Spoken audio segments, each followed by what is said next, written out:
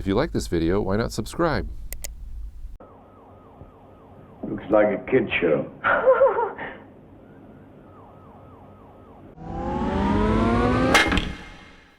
Hey everybody, welcome back to the Frugal Filmmaker Q&A. That's the show where you send me your questions and I make an attempt to answer them without hopefully embarrassing myself too much. If you'd like to ask me a question on this show and have it read on this show, please send it to thefrugalfilmmaker@gmail.com, or you can give a comment below in the description. I'll try and answer it there or through email, and hopefully both on the show if it works out. First of all, I'd just like to thank everybody for all the Merry Christmas wishes you gave me. I'm very appreciative to all the viewers that watch this show, especially because this is more of a show for the hardcore viewers of the Frugal Filmmaker, since these aren't projects or reviews or anything like that. It's just me answering questions and kind of giving updates about what I'm doing. So I really appreciated all the Christmas wishes. That was really great. As you may have noticed, because of the Christmas holiday, there wasn't a video last week, which I meant to do, but just wasn't able to do because of time. But if you recall, last time I did one of these videos, I mentioned that I was going to go to the post-Christmas sales and see if I could pick up anything cool for filmmakers. This is interesting. This is a 3-pack of wireless remote outlets. They have these 3-prong outlets you can plug into your wall and then plug something else into them here. And then you have this little remote control that you can trigger them with. I thought this might be kind of good for some kind of practical effects. Lighting, for example, which you could trigger without being on camera. If you actually had the lighting set up or lamps or whatever and you wanted to trigger them on and off, you could see the entire lamp and the outlet, and there wouldn't be any grip or operator there. So you would be able to do that and maybe pull off some kind of neat effect. That was $7.50 for this. It was half price. Another thing you'll see a lot of course, on Christmas sales or on Christmas is lighting. Lights you put on the outside of your house. A lot of these lights are really cheap and might fall apart if you're trying to use them on your film shoot. These are rope lights, which I really like because they tend to be more durable and can be wrapped in various configurations, and you don't have to worry about crushing the bulbs or anything too much. I mean, you still have to take care of them, but not bad. This is 18 feet of a warm color, and it was only $3.50, so I thought that was a pretty good deal. And then finally, I picked up what are called candle clamps, and what these are for is for these kind of fake candles which have a little light bulb in the shape of a flame on the end, and you were to clamp these onto a window or some sort of flat surface because they have suction cups. I thought these would be good for some kind of wiring if you needed to put them on the side of a car, for example, on a car rig, or any kind of flat surface like glass or metal or whatever. These would be really good for that, I think, and these were only $1. All this stuff was 50% off. Ironically, it's all the same brand, Holiday Time. I don't know why. But that's what it was. All this stuff was at Walmart. I don't know if you can get any of this stuff anymore because Christmas is now long gone, and I'm sure they probably cleared all this stuff out by the time you've seen this video, but hopefully some of this stuff will prove useful and it will resurface in a future video. So that's what I did after Christmas. All right, today we've got kind of a special episode because not only am I going to answer your questions, but I have a special guest helping me read them, and that is this person right here. Step up, mystery person. You might recognize him from a previous video that I did about 1.5 years ago, where I was doing some kind of airsoft gun video, and there was this strange figure lurking in the background of my kitchen, and here he is now. How are you, and welcome to the show. Good morning. Good morning. And who are you again? Okay, this is Sparky. Welcome, Sparky, to the show. What Sparky's going to do is read me the questions, and I'm going to do my best to answer them, starting with email. So Sparky, why don't you take over there and give me the first email question, highlighted in yellow. The first one is from Martin Zoffinger. All right. He says, I got a Zoom H1 and I am reluctant to bring it on the kayak with me. Not because it might get wet, but because I might shoot 30 or 40 clips during an outing, and syncing all those in post becomes a tremendous chore. Do you think it's worth the effort, or should YouTube uploaders be more concerned with content than sound quality? All right, this is a good question. I'm not sure why Marty's taking his Zoom H1 digital audio recorder on a kayak. That sounds kind of risky. Drop it in the water, it's dead for sure. Make sure you put that in a plastic bag.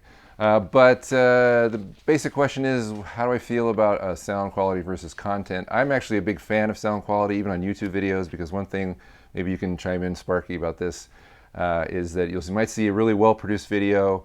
Maybe the picture looks really clean and the content is really great, but it sounds like the person speaking on camera has a bucket over their head. Have you ever noticed that? It sounds like they're in a garage or a warehouse or something. Like we are. I would say, yes, do it, even though syncing in post can be a chore or a pain. If you get a program like PluralEyes, that might speed up the process, but that's an expensive program. So I would still recommend doing it because I think, yeah, PluralEyes, that's right. It's by Red Giant, I believe, is the manufacturer software. Oh.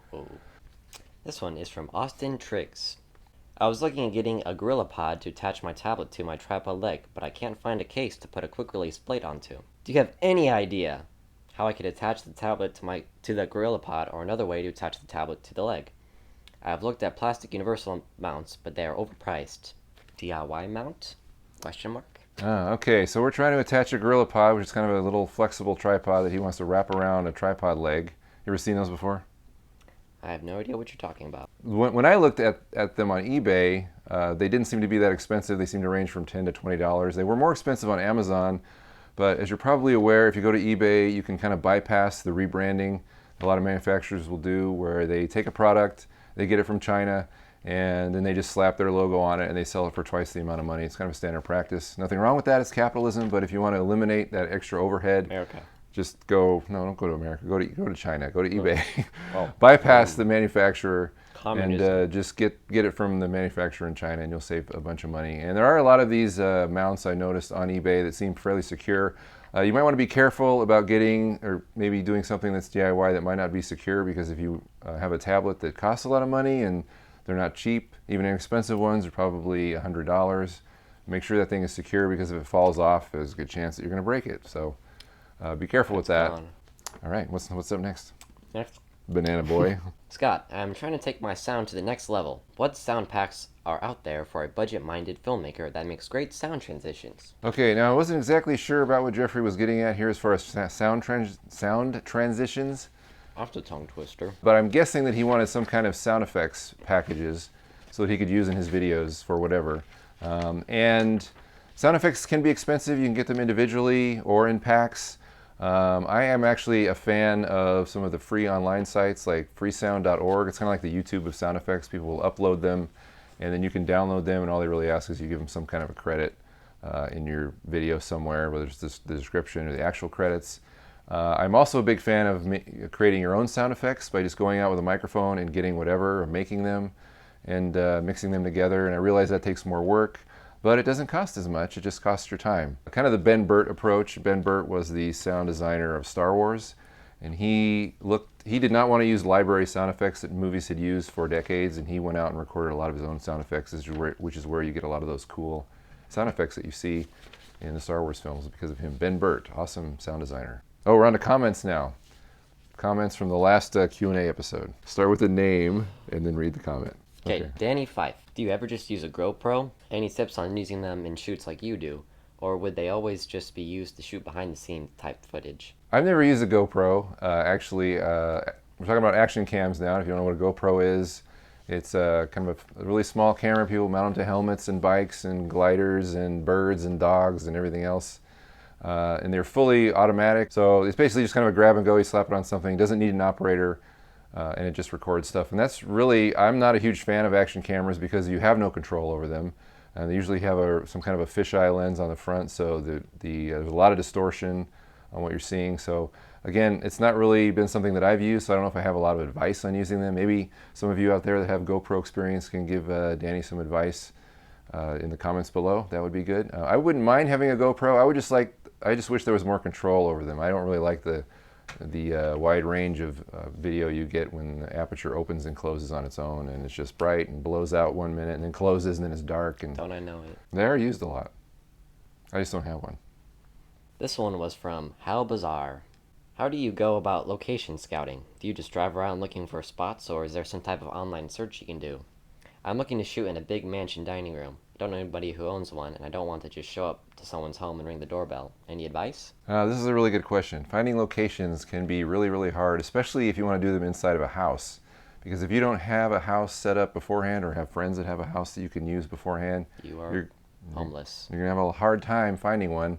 I had that problem with Collection Day. I had half the movie was set in a house, but I didn't have one set up beforehand, and it was really a difficult process to solve that problem, but yes, thanks to my wife. We were able to find it, but if you are looking for any kind of a location, I think the first thing you should do is go to your local film commission. If you don't know where that is, look them up online. Just type in the name of your state and then film commission, and call them, and they should be able to point you in the right direction. Some film commissions have websites with location databases already set up, so you can go to them and type in some kind of search term and find all kinds of information about location you can shoot at. Sometimes that involves some kind of location or shooting fee.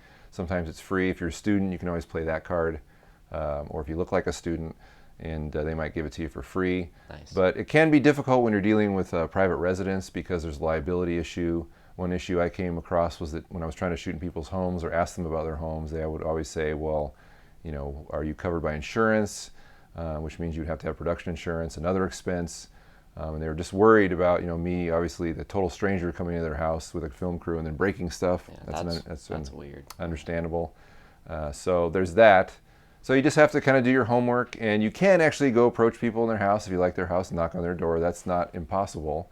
However, the odds of it being successful without some kind of intermediary like a friend or family member are probably not too good. So I like your house. How much of a pain in the butt is it to sync the audio of a video when editing?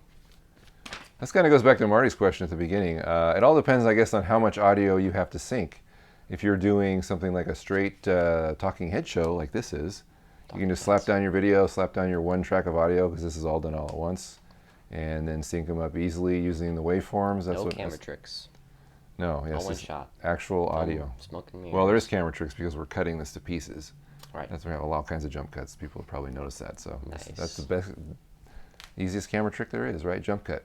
Like right now, I can be talking. Yeah, wow. See how that works? All right, see what I did there? But if you have a lot of clips, again, as I mentioned earlier, you might want to invest in something like PluralEyes, which will make the whole process easier. However, it's not foolproof, because I did get PluralEyes when I made my last short film, Invader, and I was like, yes, I can just slap the audio down, slap the video down, hit PluralEyes, it'll do all the work for me.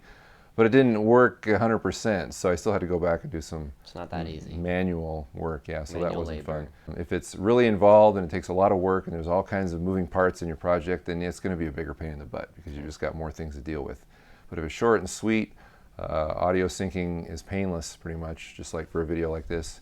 It doesn't take much at all to sync audio, which is why I do it, because the quality is definitely worth it. It's worth it whether it's complex or not, but it adds a level of production value that I think is important, even if it's just simple, like this one-shot show right here. All right, well, that just about wraps it up for Sparky and me. Again, if you would like a question answered on the Frugal Filmmaker Q&A, please send it to thefrugalfilmmaker@gmail.com, seen right below there on the screen. And or you can comment below. Again, all the links mentioned in this video will be found in the description below, so if you need more information, check there. We'll have another video this Thursday, hopefully, and then a Q&A on Monday again. So again, thanks for watching. Hope your new year is great. Me too. And we'll see you next time, okay?